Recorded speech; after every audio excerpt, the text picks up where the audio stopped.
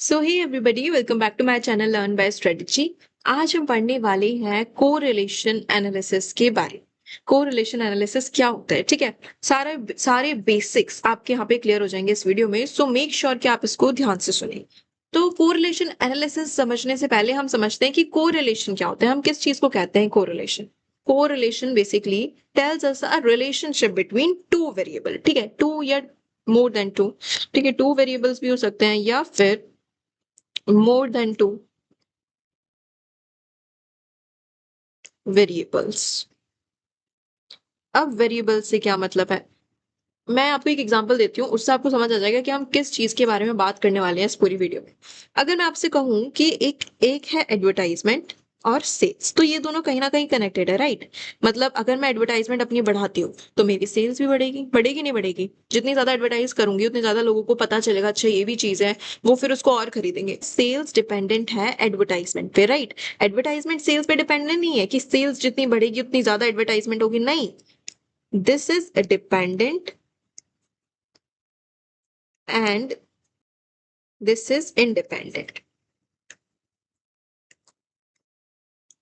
ठीक है। तो ये जो एडवर्टाइजमेंट है, सेल्स है, this this is what we called variables. इसकी जगह और कुछ भी हो सकता है, इसकी जगह हम एक और ले सकते हैं which is price and demand. आपको पता होगा जैसे जैसे चीजों के प्राइस बढ़ते हैं उनकी डिमांड कम हो जाती है, तो इनके बीच में रिलेशनशिप तो है, पर कैसा रिलेशनशिप है, अपोजिट रिलेशनशिप है, ठीक है। प्राइस और डिमांड क्या है, वेरिएबल्स।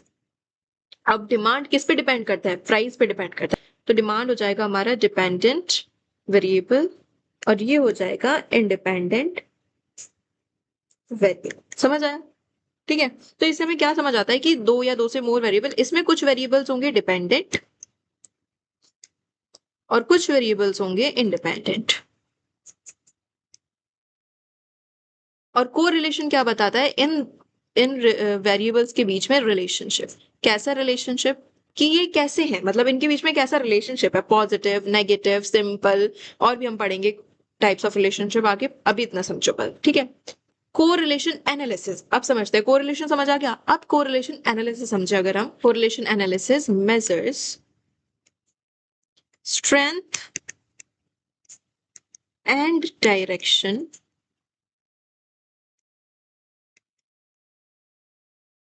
Of this relationship. ये जो रिलेशनशिप है, ये कितनी ज्यादा इसकी स्ट्रेंथ है और क्या डायरेक्शन है। डायरेक्शन इन द सेंस कि सेम डायरेक्शन में मूव कर रहे हैं जैसे कि ये कर रहे थे, या फिर अपोजिट डायरेक्शन में मूव कर रहे हैं जैसे ये कर रहे थे। स्ट्रेंथ मतलब कि कितनी कंसंट्रेशन में मूव कर रहे हैं, ठीक है। अभी ये एक बेस है। आई होप ये चीज क्लियर है। अगर आपको ये समझ आ गया ना, then you are good to go, फिर आपको आगे की चीजें इतनी कॉम्प्लेक्स नहीं लगेगी। तो ये मेन चीज है, ये याद रखना, ठीक है। अब हम आगे बात करते हैं टाइप्स ऑफ कोरिलेशन की। हमारे पास कितने टाइप के कोरिलेशन है, टाइप्स ऑफ कोरिलेशंस। तो बात करें तो हमारे पास थ्री टाइप्स होते हैं। पहले टाइप में हमारा आता है positive correlation and negative correlation, ठीक है। पॉजिटिव में क्या होता है, जो भी हमने ऊपर देखा कि दोनों वेरिएबल सेम डायरेक्शन में मूव करें, और नेगेटिव में ऑपोजिट डायरेक्शन में मूव करेंगे, ठीक है। ये चीज क्लियर है। पहला टाइप तो ये होता है। Now if you talk about second, तो सेकंड में हमारे तीन चीजें आती हैं, simple correlation, partial correlation and multiple correlation. Simple तो सिंपल है कि सिर्फ दो वेरिएबल्स होंगे, ठीक है, और उनमें कुछ ना कुछ रिलेशन होगा, एक डिपेंडेंट वेरिएबल होगा, एक इंडिपेंडेंट वेरिएबल होगा। पार्शियल में क्या होता है कि थ्री प्लस वेरिएबल्स होते हैं हमारे पास, और इन थ्री प्लस वेरिएबल्स में हम स्टडी सिर्फ टू वेरिएबल्स को करते हैं, ठीक है, टू वेरिएबल्स स्टडीड ओनली। तो ये होता है हमारा पार्शियल कोरिलेशन। मल्टीपल में थ्री प्लस वेरिएबल्स होते हैं और हम सारे वेरिएबल्स को स्टडी करते हैं। मैंने शॉर्ट में लिखा है, आई होप ये समझ में गया, ठीक है। Now third type is, third में हम दो चीजें पढ़ेंगे, लीनियर एंड नॉन लीनियर। अब लीनियर कोरिलेशन हम किसको कहेंगे, जब एक ही रेशियो में चीजें बढ़ रही हैं, जैसे अगर मैं कहूँ कि दो वेरिएबल्स हैं x एंड y, और x और y के बीच में कुछ इस तरीके का रिलेशनशिप है कि x equals to 2y। Suppose y हमारा 10 है तो x हमारा क्या हो जाएगा 20।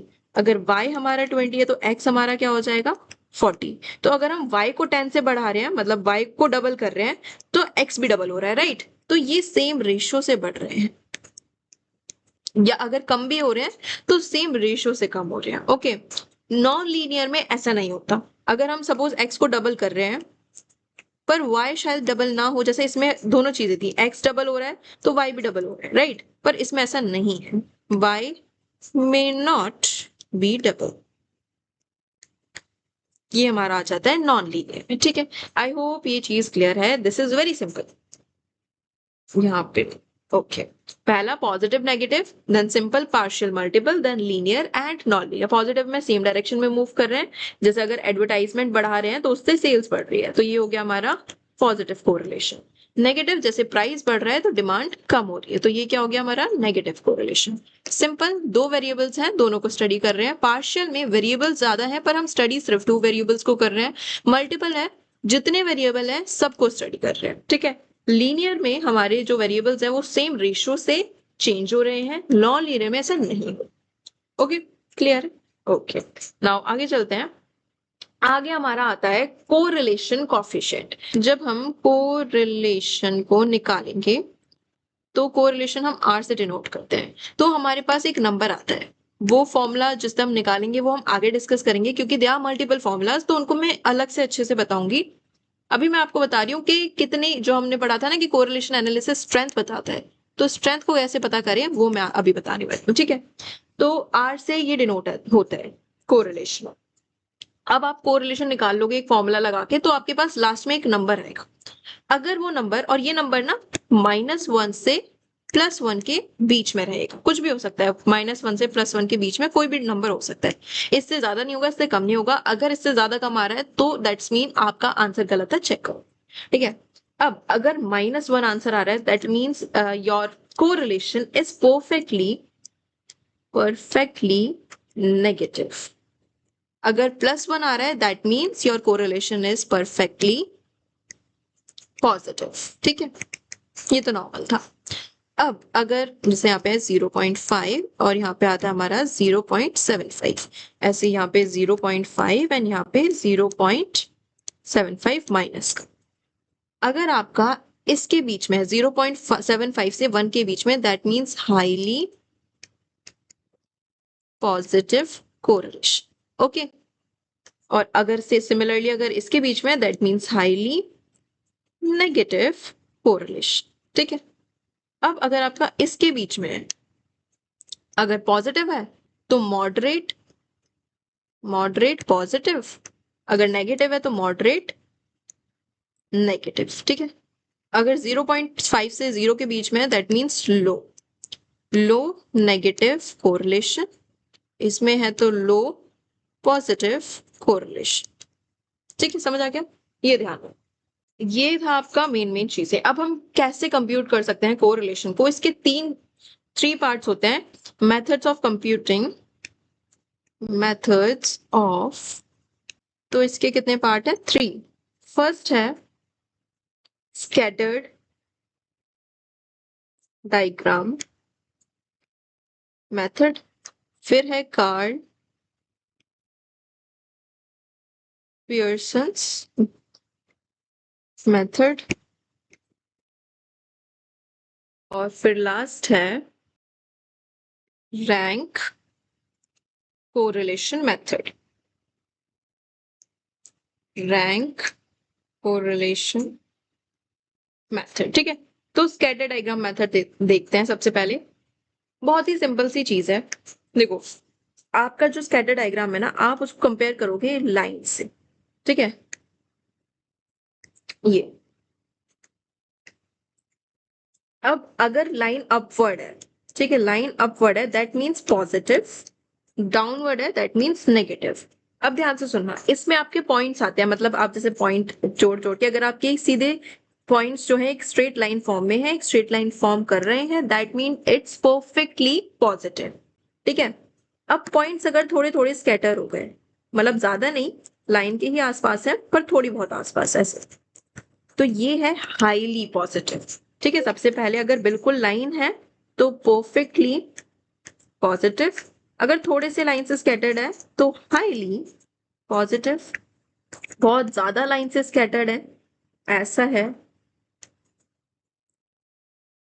ये लाइन है और ऐसे बहुत ज्यादा स्कैटर्ड है, मतलब थोड़ी दूर है, तो मॉडरेट, और बहुत ज्यादा दूर है पर एक लाइन ही फॉर्म कर रहे हैं तो लो।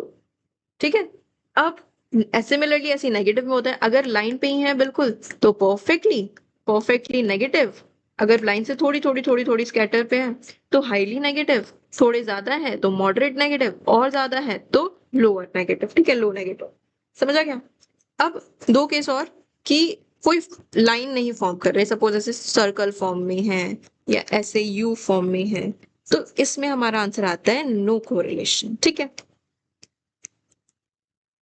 No correlation. और इसमें पॉजिटिव, इसमें नेगेटिव, कौन कौन से हो सकते हैं ये मैंने आपको बताया। तो ये तो बहुत इजी था, आई डोंट थिंक इसमें आपको कोई प्रॉब्लम होनी चाहिए। नाउ कार्ल पियर्सन और रैंक्स मेथड जो है, इसमें आपके फॉर्मूले, प्रॉपर फॉर्मूलाज आ जाते हैं। तो मैं इसको ना आपको प्रॉपर एग्जांपल्स के साथ प्रॉपर सब बताऊंगी, प्रॉपर फॉर्मूलाज कैसे ड्राइव हुए, क्या एग्जांपल्स हैं, कैसे सॉल्व करेंगे, टेबल वगैरह सारी चीजें। ठीक है, तो ये मैं नेक्स्ट वीडियो में बताऊंगी, बिकॉज इसमें प्रॉपर फॉर्मूलाज और एग्जांपल्स के साथ अच्छे से सॉल्व करके दिखाऊंगी।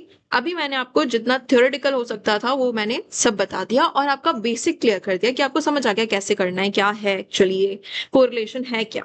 बस आपको प्रैक्टिकल के लिए ये दो methods और देखने हैं, then you are good to go. So ये मैं आपको next video में बताऊंगी, okay? So that's all for today video guys. I hope you understand this. If you guys have any kind of doubt in this theory, you can let me know in comment section. और अगर आपको ये notes चाहिए, so just let me know in comment section too. मैं इसको upload कर दूंगी, okay? So yeah, that's all for guys. Thanks for watching.